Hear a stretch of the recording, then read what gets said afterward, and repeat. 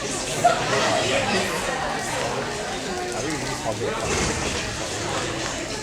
our first open mic night, we will have Matthew and Sebastian give another session of Theatre Masterclass.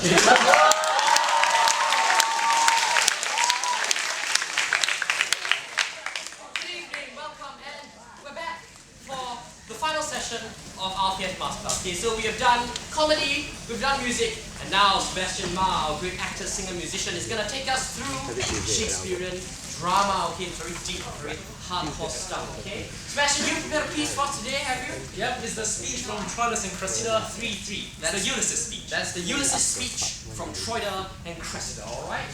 Okay, so Seb, I want you to imagine that you're like a racing car. All right. So you're racing on the track. Okay, you're gonna stop at the pit stop. We're gonna take you apart piece by piece, holding it and then putting it back together. But before I strip you down on you, okay, just want you to give us a good view of that track, alright? You mean recite it? Yes, recite. Whoa, Sam. Sorry? Why are you smarting? I don't think we're ready for that yet, are we? That's very high level. No. Yeah, let's do the buttons of it. Time hath, my lord, a wallet at his back, where he puts arms for oblivion, a great-sized monster of ingratitude. Right, okay, relax.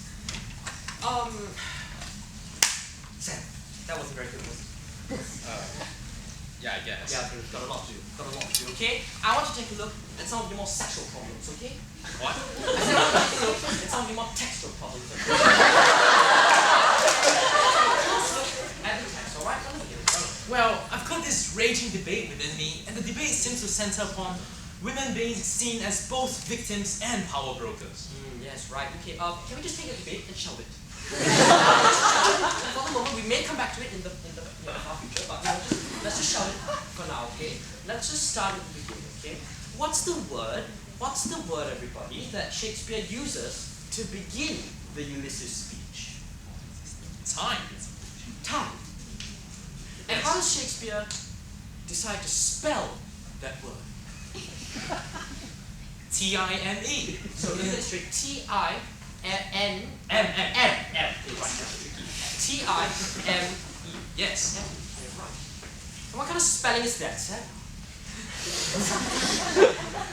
The ordinary spelling. It's the ordinary spelling. Shakespeare has given us time in an ordinary sense. He has given us time in a conventional sense, alright? Right. Okay, right, but there's something else you've missed out, haven't you? Look at the typography. What does it say? Oh, right. Capital T. A capital T. Shakespeare's T. Very signature. And when do we use capital letters? Setting. At the beginning of a sentence. Obviously at the beginning of a sentence, but just think. Go deeper.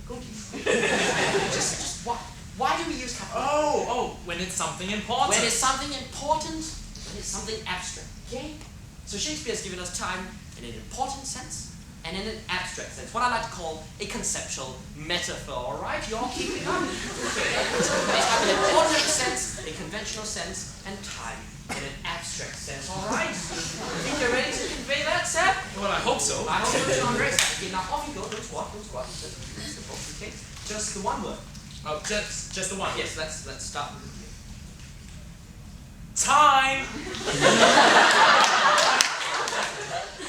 Right, that was a bit crap. Sorry, I got a bit lost in the middle. We're level 1, let's move up to level 2. And then now let's take some of your own feelings here. And take it and put it in the word time, okay? Alright. So let's think of feelings you normally feel. Feelings of despair, frustration, jealousy, self-justification, uselessness, and Ambition? No, leave ambition out.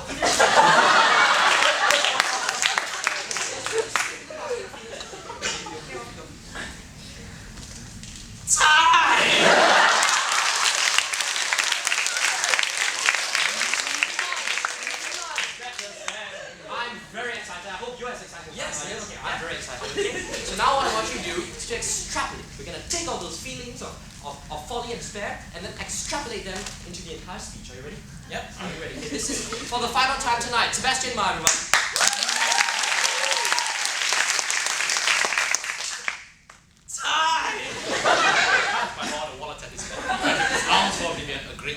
monster of ingratitude. Thank you.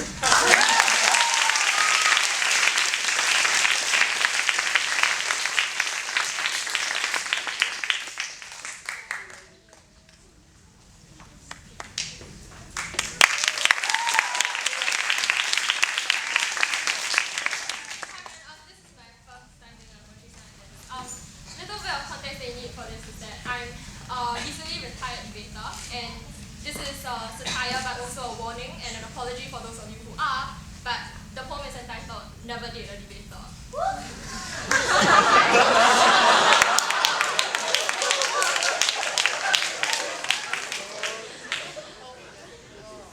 Because the last thing I want to share in a fight is not true, even if, furthermore, and even in the worst case scenario, you're wrong. My feelings are not as substantive for you to cherry pick at your convenience. Don't squirrel your way out of this, because my heart is not another point for you to rebut. I am not your opponent to beat, and it is not my burden to prove to you how much you hurt me. Never date a debater, because you should never have to be subjected to this terrible thing called logic. You see, when you tell a normal person that your life is in shambles, they give you a hug, and that's nice. When you tell a debater, they give you a 7-clause policy on how to fix the problem. And that's assuming perfect implementation. It's all in principle, because the practical doesn't matter. It will never matter. It never does in debater land.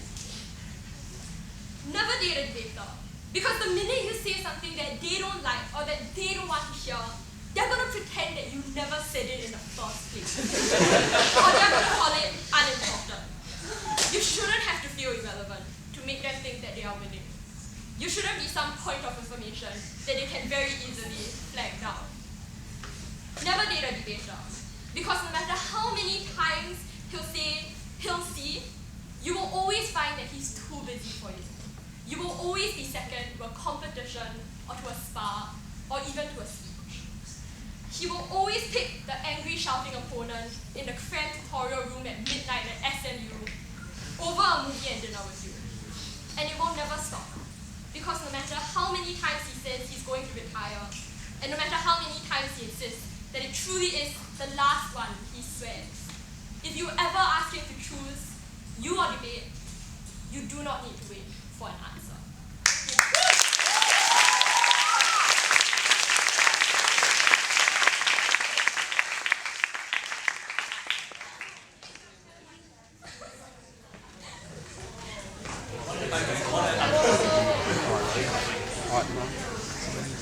Hello, my name is Ryan.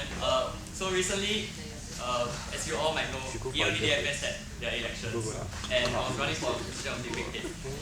And to run for that position, I have to give a speech. So I'm going to reenact that right now. So I want you all to pretend that elections are today, and you all are in the wing.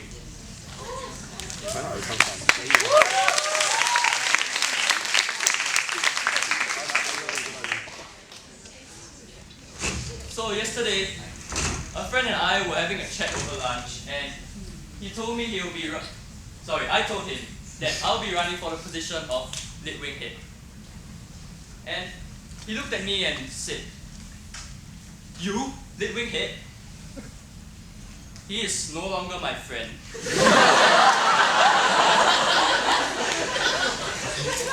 Because he's dead.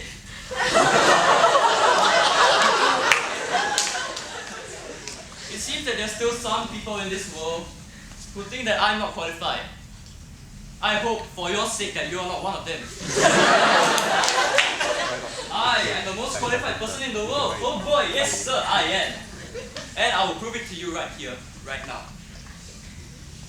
I have sharpened my arrows, my swords, my pen, my wit, my tongue for this moment. I've spent my time training on mountains and on rivers, mulling over ideas, over mind maps, over days and nights, with nothing but coffee and Red Bull to keep my head up and my eyes open, to be my legs and to give me wings so I can run to be your winghead.